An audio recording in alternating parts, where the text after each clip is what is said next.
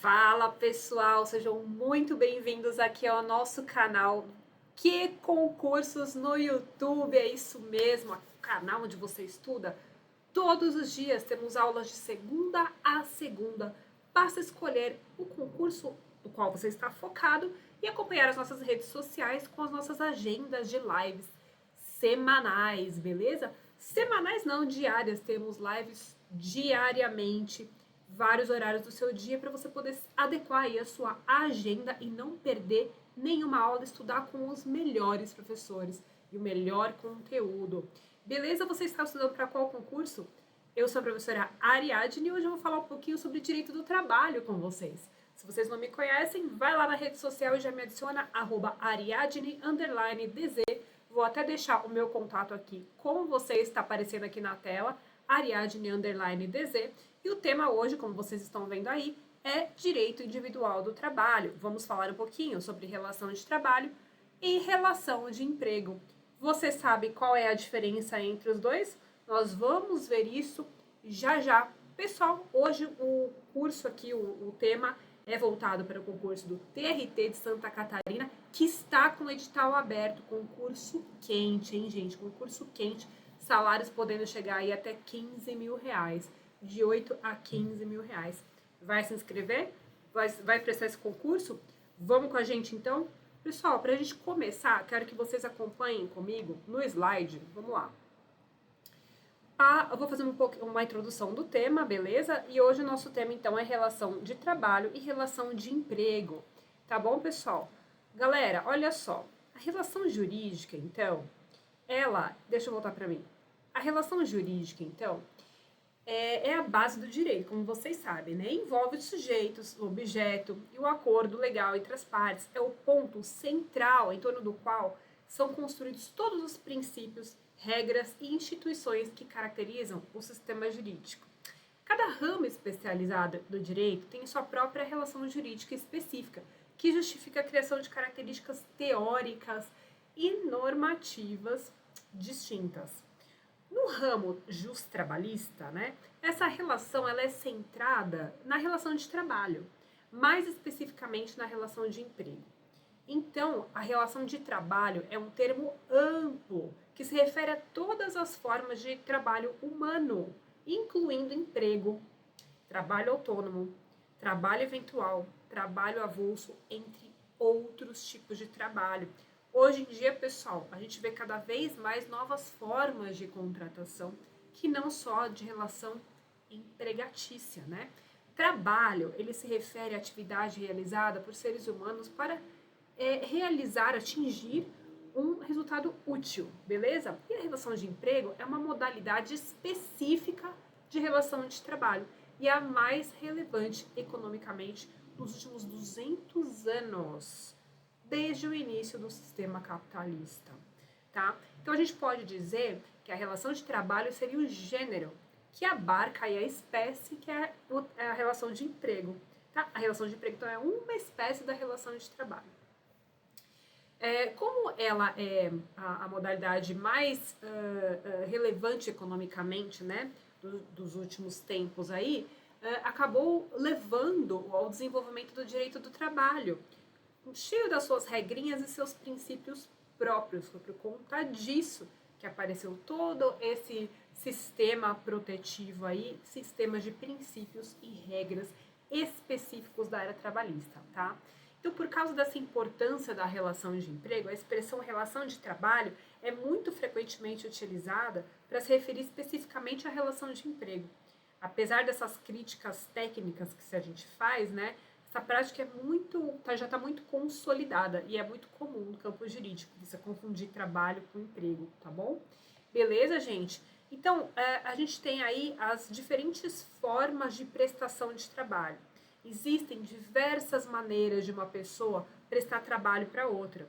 Não vai se limitar apenas à relação de emprego, né? A gente vai ter, então, como eu disse para vocês, o trabalho autônomo. O que é o trabalho autônomo? Quando uma pessoa faz um trabalho para outra, pessoalmente ou não, mas sem estar subordinada a ela, tá?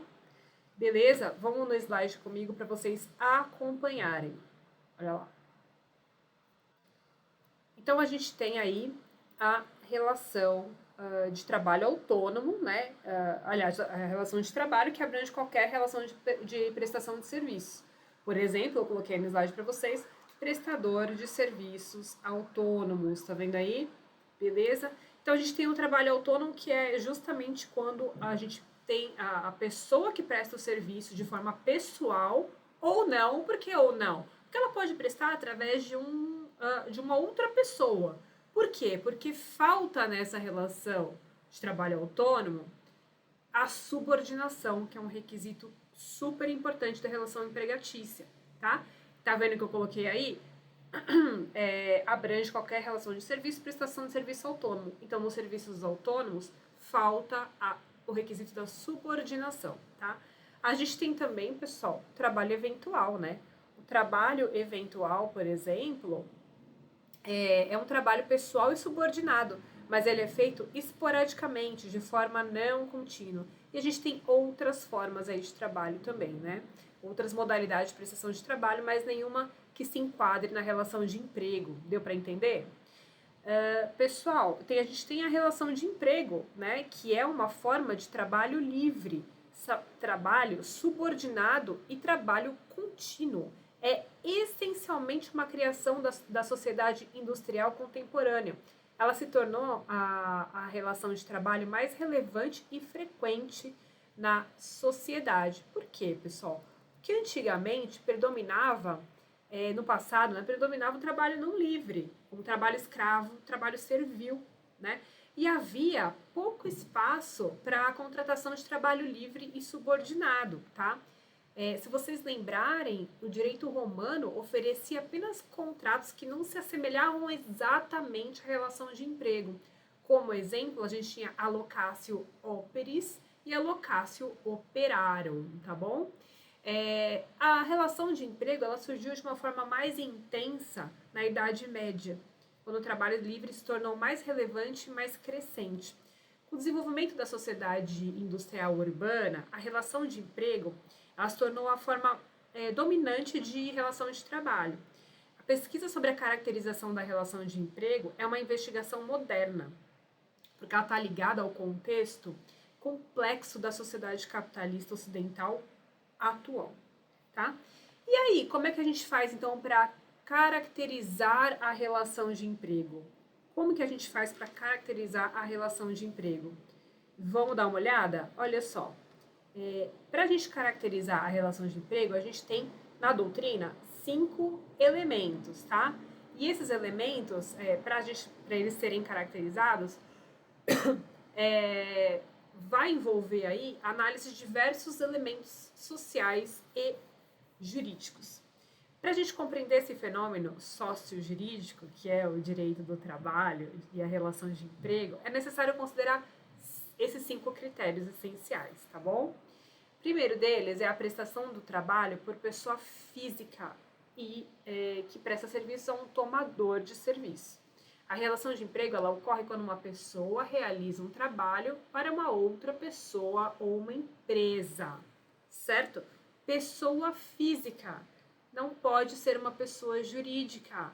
Não pode ser uma pessoa jurídica sob pena de fraude e caracterização imediata da relação de trabalho. Lembra que eu falei numa aula anterior aqui sobre pejotização? É isso, é você trabalhador, pessoa física, constituir uma pessoa jurídica para prestar serviços como se empregado fosse. Isso é fraude, tá bom, gente? Que mais que a gente pode como que a gente pode caracterizar a relação de emprego? A relação de emprego o empregado na relação de emprego, o empregado ele presta serviços com pessoalidade. O que quer dizer isso? A pessoa que presta o trabalho deve realizar esse trabalho de forma pessoal, ou seja, ela não pode ser substituída por outra pessoa. Quando você está prestando um serviço numa empresa, eu aposto com você, quando você é CLT, você pode chamar seu vizinho caso você fique doente, né? Você não pode ser substituído no trabalho. Tem que ser feito pela pessoa física com pessoalidade. Não pode ser feita por outra pessoa.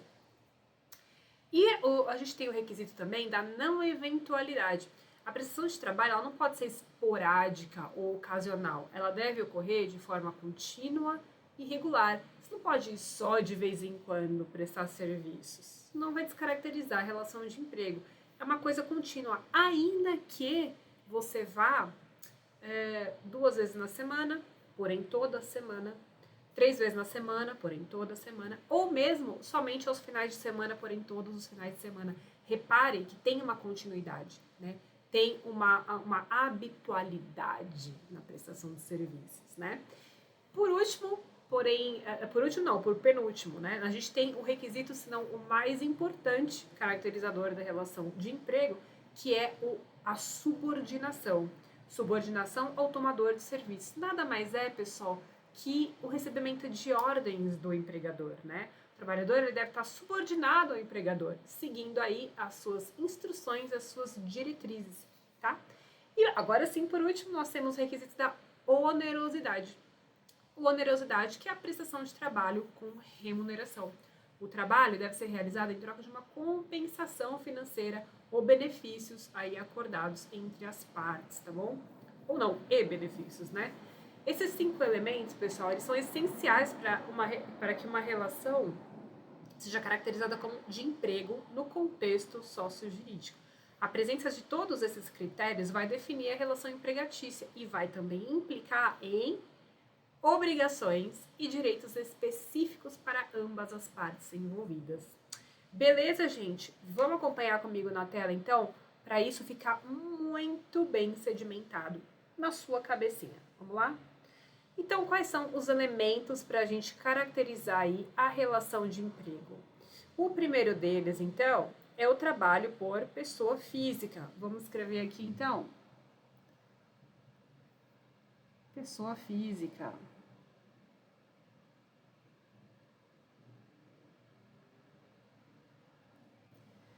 Beleza? Trabalho prestado por pessoa física, que é justamente o trabalho que não pode ser feito por uma pessoa jurídica, como a gente já conversou, né?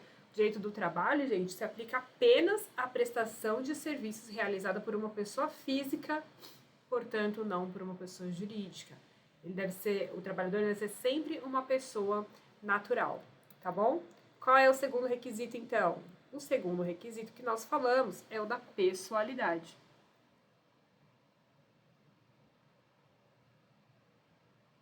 Pessoalidade é justamente aquele requisito em que a relação empregatícia requer que o trabalhador desempenhe suas atividades de forma pessoal, não podendo ser substituído, por outra pessoa, tá bom? O terceiro requisito, então, é o da não eventualidade. Aqui, pessoal, prestar atenção que o requisito da não eventualidade, volta aqui para mim. O requisito da não eventualidade quer dizer que o trabalho prestado ele deve ser contínuo e permanente, não podendo ser esporádico ou ocasional, tá? Esses elementos eles são reconhecidos pelo direito como fundamentais para a caracterização da relação de emprego. Eles existem independentemente do direito, né, dos elementos fáticos, mas são reconhecidos e tratados pelo direito de forma a conferir efeitos jurídicos compatíveis, né? São os elementos fáticos jurídicos. A pessoa física que presta o serviço deve ser necessariamente uma pessoa natural. Não é permitido que a prestação de serviço seja feita por uma pessoa jurídica, a menos que seja evidente que essa pessoa jurídica está sendo usada de forma simulada, como a gente tinha conversado, para encobrir aí uma relação empregatícia real, tá? A pessoalidade, ela implica que o trabalho realizado não pode ser substituído intermitentemente por outra pessoa. No entanto, existem situações em que a substituição é sim permitida, como quando consentida pelo empregador ou quando prevista em leis ou normas específicas, por exemplo, férias ou licença gestante, tá? Porque daí são ausências legais, tá? E aí o empregador pode aí substituir a pessoa. Mas não quer dizer que a pessoa seja um trabalhador substituível, tá? Não, é só por conta dessas licenças legais, tá? A não eventualidade se refere à necessidade de que a prestação de trabalho seja contínua e permanente, como vimos, e não vai ser necessariamente caracterizada por um trabalho esporádico ou temporário. A ideia de permanência também é relevante na duração do contrato de emprego, tá? Onde ela é incentivada onde é incentivada a continuidade da relação de emprego.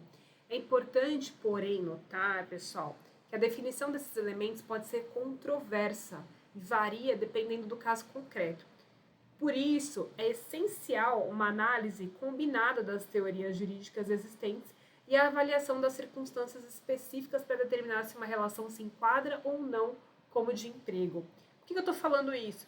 Porque aqui no requisito da não eventualidade, nós temos algumas teorias que eu quero passar para vocês. Essas principais teorias que fundamentam a noção de eventualidade e não eventualidade na relação de emprego são 4. E essas teorias, eu devo mencionar aqui, que elas foram trazidas pelo doutrinador, o ministro Maurício Godinho Delgado, está lá no livro dele, no curso de Direito do Trabalho, quem quiser conferir, tá bom?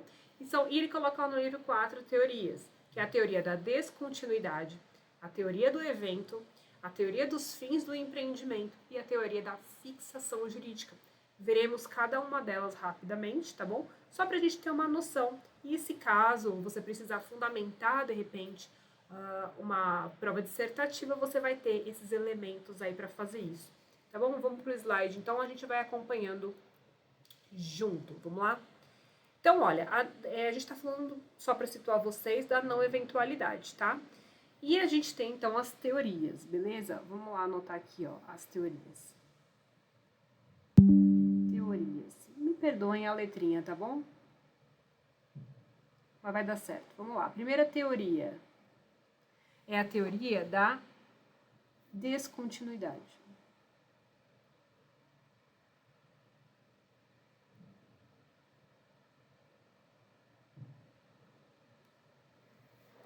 Continuidade. Isso. Pessoal, então a teoria da descontinuidade trata do que exatamente? Ela considera como eventual o trabalho descontínuo e interrupto em relação ao tomador de serviço. Ou seja, o trabalho eventual é aquele que ocorre de forma fragmentada e dispersa no tempo, com rupturas e espaçamentos significativos. Mas a CLT, ela rejeita essa teoria. Ela prefere utilizar a expressão serviços de natureza não eventual para caracterizar a não eventualidade, em vez de serviços de natureza contínua. Olha que interessante. A lei utiliza sim o termo continuidade quando ele vai se referir a serviços domésticos. A Lei Complementar 150, que trata dos serviços domésticos, traz essa expressão, continuidade. Mas a CLT prefere serviços de natureza não eventual. Fica a dica aí também, tá bom? Vamos lá para o slide? A segunda teoria que nós temos, então, é a teoria do evento. Nossa, peraí, vamos fazer mais bonitinho, né? Letra B.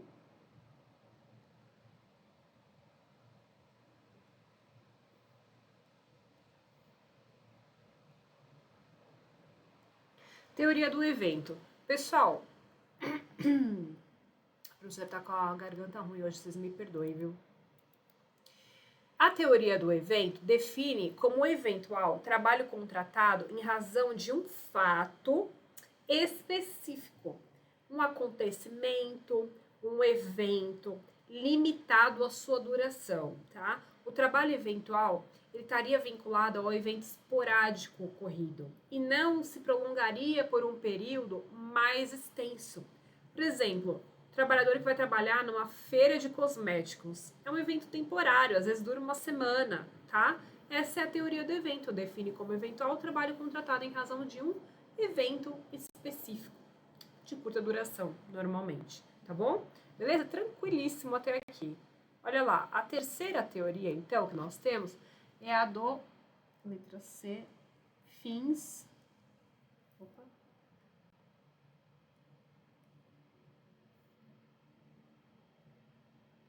Teoria dos fins do empreendimento. Teoria dos fins do empreendimento. O que ela quer dizer? Essa teoria, pessoal, vou voltar para mim aqui. Essa teoria, ela afirma que é eventual o trabalho que não está relacionado aos fins normais da empresa, sendo tarefas esporádicas de curta duração. A determinação da eventualidade dependeria, nesse caso, da avaliação se o trabalho prestado está inserido nos objetivos regulares do empreendimento do tomador de serviço. Tá bom? Tranquilo? E a última teoria, nós temos 4, né, que eu disse para vocês, é a teoria da fixação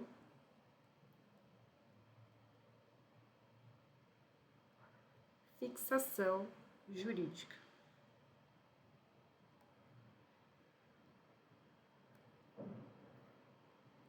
Nossa, professora, mas o que é isso? Teoria da fixação jurídica? Fixação na não eventualidade?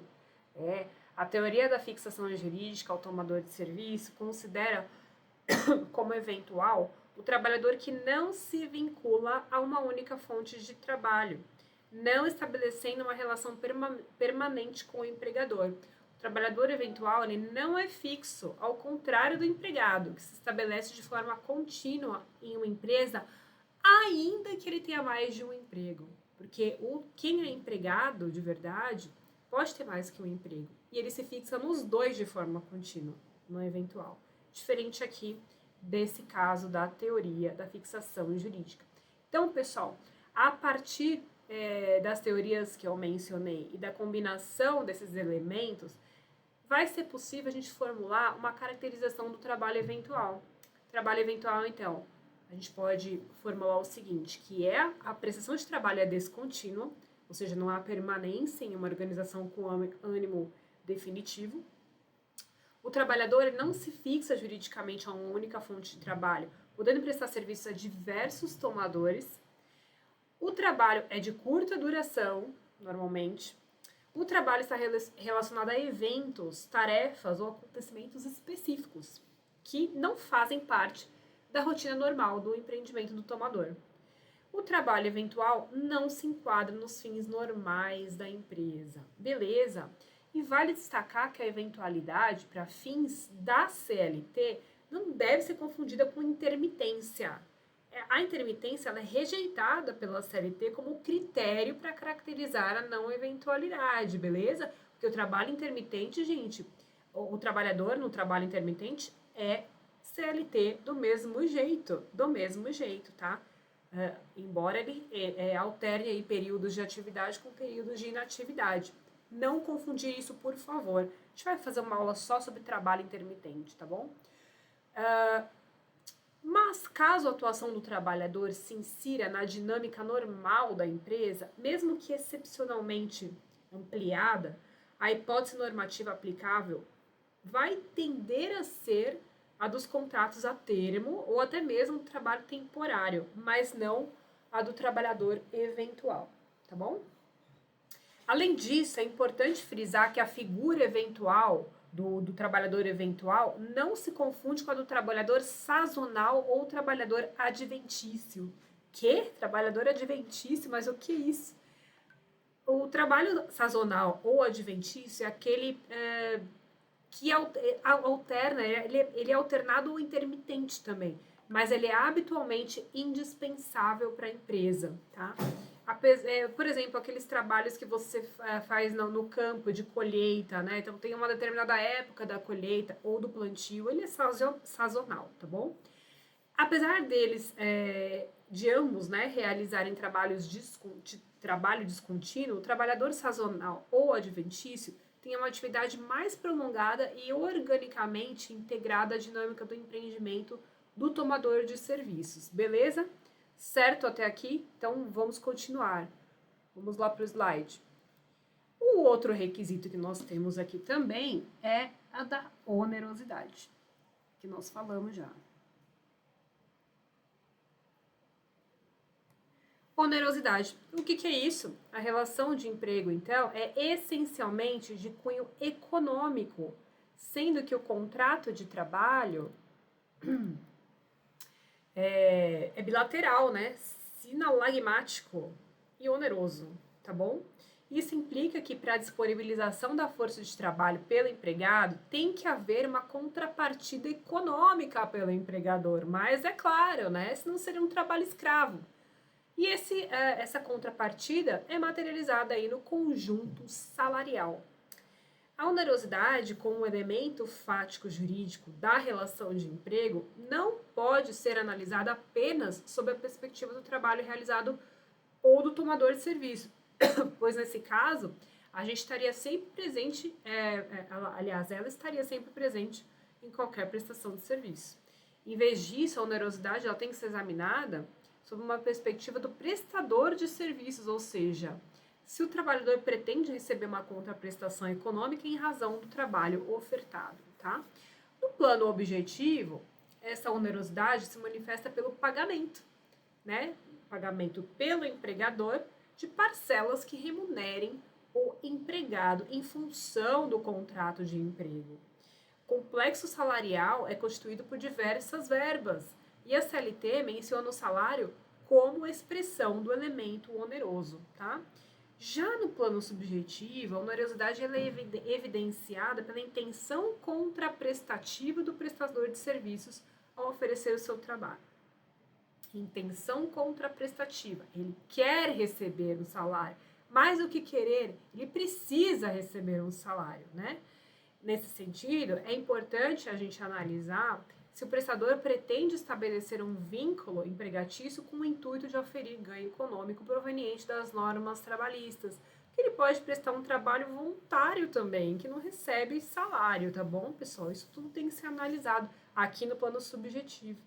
Em algumas situações, como justamente o trabalho voluntário, comunitário ou filantrópico, a análise desse plano subjetivo da onerosidade pode ser crucial para determinar a existência desse elemento na relação de trabalho. Porém, pessoal, em muitos casos, a presença dessa onerosidade é facilmente identificada no plano objetivo, tornando, então, desnecessária a investigação na dimensão subjetiva, tá bom? Resumindo, a onerosidade é um elemento central na relação de emprego, né? Indicando que, ao disponibilizar a sua força de trabalho, o empregado busca uma contrapartida econômica do empregador. Mas em situações específicas, a análise desse plano subjetivo pode ser relevante para a compreensão da natureza da relação estabelecida entre as partes. E, por último, a mais importante característica da relação empregatícia. Bora pra telinha? Alguém sabe qual é? Claro que vocês sabem, né? É justamente a subordinação.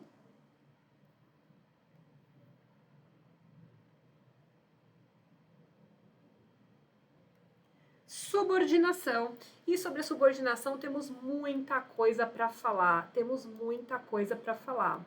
Galera, presta atenção que essa subordinação, esse requisito, é o mais importante. Pessoal, olha só. A natureza da subordinação é de caráter jurídico, primeiro ponto, tá? E ela é derivada do contrato de trabalho em que o empregado se compromete a acolher o poder de direção do empregador sobre a realização das suas atividades. Como assim? O empregador vai acatar ordens. O empregado vai acatar ordens do seu empregador. A subordinação, portanto, ela não atua sobre a pessoa do trabalhador, mas sobre o modo como o trabalho é realizado. Existem 3 dimensões na doutrina principais da subordinação jurídica. Também como elementos aí para você fundamentar uma possível dissertação a respeito disso. Quais são eles? A subordinação clássica ou tradicional, a subordinação objetiva e a subordinação estrutural. Vamos olhar na telinha cada uma delas? Acompanha comigo. Olha lá. Subordinação. Então, nós temos pela doutrina, o professor e ministro Maurício Godinho Delgado classifica aí em 3 dimensões: a subordinação clássica, a subordinação objetiva e a estrutural. A clássica ou a tradicional, né, também chamada de tradicional, é a subordinação mais comum e recorrente, caracterizada pela intensidade das ordens, tá? Pela intensidade das ordens diretas do empregador sobre o trabalhador. Nessa dimensão, o trabalhador ele se submete a uma série de ordens ao longo de sua prestação de serviço, tá? A subordinação objetiva, vamos lá, objetiva, trata do quê? A subordinação objetiva nessa de... Opa, o que eu fiz aqui, meu Deus? Peraí. Deu pau na canetinha. Na subordinação objetiva, o trabalhador está integrado aos fins da empresa, aos fins e aos objetivos da empresa e do empregador, mesmo que ele não receba ordens diretas e constantes. O trabalhador ele segue de uma forma harmoniosa a atividade da empresa, recebendo aí a influência próxima ou remota dos seus movimentos. Isso é a subordinação objetiva. Mas a gente tem também a subordinação estrutural. Ela é a mais, eu diria que é a mais complicada de ser caracterizada na prática. Porque nessa dimensão, o trabalhador está estruturalmente vinculado à dinâmica operativa do empregador, independentemente de receber ordens, percebe? Independente de receber essas ordens diretas ou de realizar essas atividades fim ou atividades meio na empresa. O fundamental aqui é que ele esteja inserido na organização e na dinâmica da empresa durante a sua prestação de serviços, absorvendo a cultura da empresa, né? Cultura empresarial, tá? A compreensão dessas 3 dimensões, pessoal, permite adequar o contrato jurídico às modificações da realidade, né, do mundo do trabalho, permitindo que o expansionismo do direito do trabalho e a proteção dos direitos sociais e fundamentais dos trabalhadores. A legislação ela tem se adaptado a essas mudanças, como, por exemplo, a Lei 12.551 de 2011, que incorporou os conceitos de subordinação objetiva e estrutural, permitindo reconhecer como subordinados os profissionais que realizem trabalho à distância e sejam submetidos a meios telemáticos e informatizados de comando, controle e supervisão.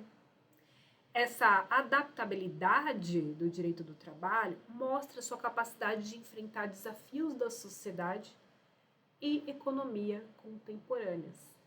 Portanto, a subordinação é o elemento mais proeminente na caracterização da relação de emprego. Ela se distingue, inclusive, das demais modalidades da relação de produção, como a servidão e a escravidão, e também das diversas modalidades de trabalho autônomo. Beleza até aqui, certo? Vamos então fazer 2 exercícios para a gente terminar. Que exercício a gente fixa a matéria e a gente vê como essa matéria é cobrada na prova, tá bom? Pode ser? Vamos lá então? Vamos lá, deixa eu colocar aqui no slide para vocês.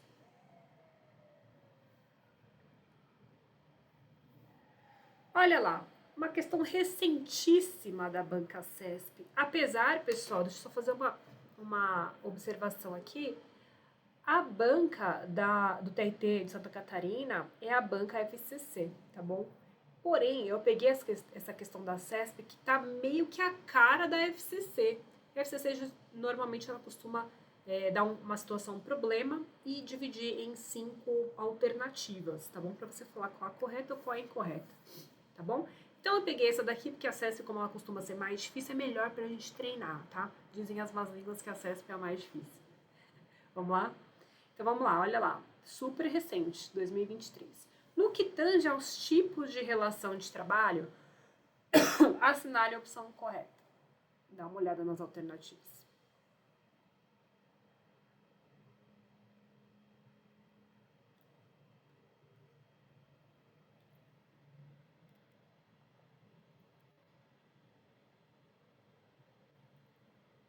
Bora ler junto? Letra A, no que tange aos tipos de relação de trabalho, hein? Relação de trabalho, presta atenção. Letra A, o trabalhador em domicílio que efetua suas atividades em sua habitação por conta do empregador possui os mesmos direitos e deveres do trabalhador que realiza as atividades na sede da empresa. Será que é essa a alternativa? Letra B. A continuidade e a exclusividade na prestação de serviços impedem a caracterização do contrato de trabalho como autônomo por serem requisitos da relação de emprego. A continuidade e a exclusividade na prestação de serviços impedem a caracterização do contrato de trabalho como autônomo. Contrato de trabalho como autônomo, ele não precisa ser exclusivo, ou pode ser exclusivo ou não, tá, gente? A CLT mudou isso com a reforma trabalhista também.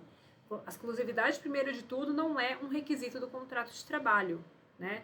E sim a subordinação, a habitualidade, a onerosidade, pessoalidade, trabalho feito por pessoa física, como a gente viu. Tá bom? Beleza, por serem requisitos. Então, essa alternativa não está correta. Deixa eu pegar o vermelhinho aqui. Opa, vermelhinho. Letra C. A existência de penalidade disciplinar no Estatuto do Policial Militar impede o reconhecimento da relação de emprego decorrente do trabalho particular prestado por policial militar diretamente à empresa privada? Pessoal, é legítimo o reconhecimento do trabalho em empresa privada por policial militar, tá? Não poderia nem ser diferente, porque se ele presta o trabalho com habitualidade, subordinação, onerosidade, pessoalidade pessoalmente, né, e pessoa física, ele tem que ser considerado, sim, empregado. Aí ele vai se ver lá com a corporação dele quanto às possíveis penalidades que ele pode sofrer. Mas para o direito do trabalho, ele vai ser considerado empregado, sim. Vai ser reconhecida essa relação, tá bom? Letra D.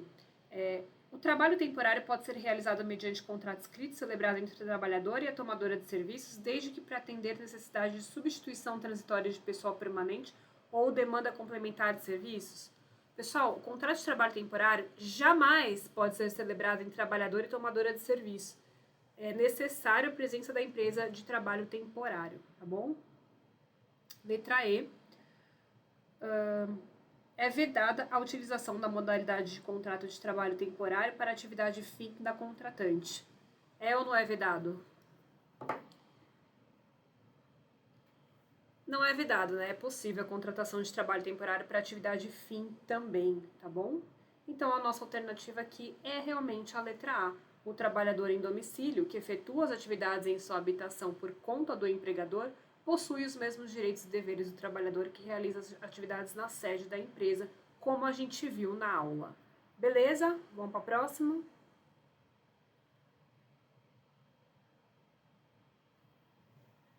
Antes da gente falar da próxima questão, pessoal, vamos já curtir o vídeo se você está curtindo essa aula.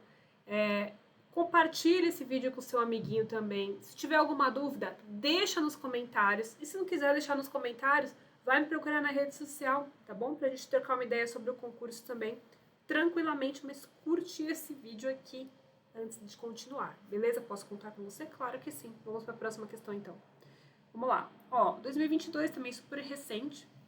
Joana trabalha como assistente no escritório de advocacia de seu irmão Marcos, às segundas-feiras, às quartas-feiras e às sextas-feiras, das 8 às 17, com 1 hora de intervalo entre a jornada e recebe R$ 2.400 mensais a título de salário. Pessoal, o que a questão está falando logo de cara pra gente? O que essa questão está falando logo de cara? Que ela tem uma função, que ela é assistente, né, no escritório da advocacia, e ela vai regularmente, olha só, segundas-feiras, às quartas-feiras e às sextas-feiras. 3 dias da semana ela vai todas as semanas. E tem um horário fixo, das 8 às 17. E tem o quê? 1 hora de intervalo para ela almoçar, para ela descansar, né? E ela recebe o quê? Salário! Olha aí, R$ 2.400 mensais a título de salário. Ela tem todos os requisitos.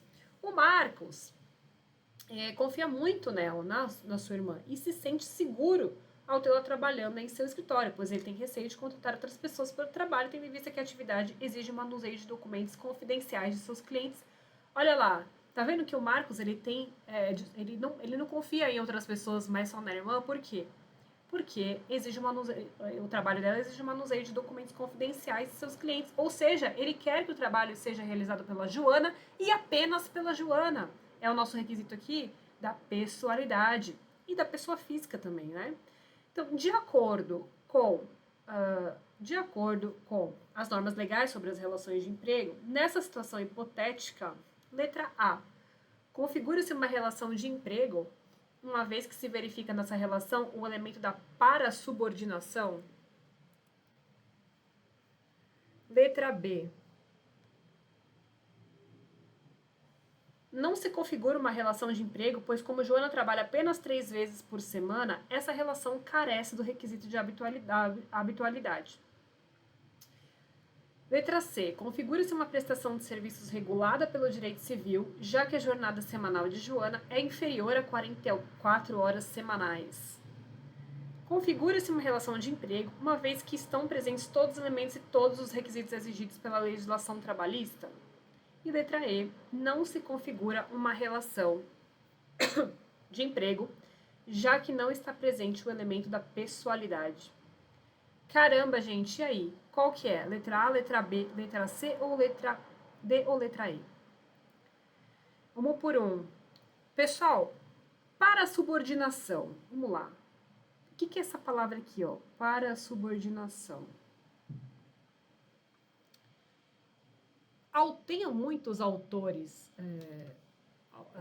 doutrinadores trabalhistas, gente. Deixa eu voltar aqui para mim rapidinho. Que para eles, né?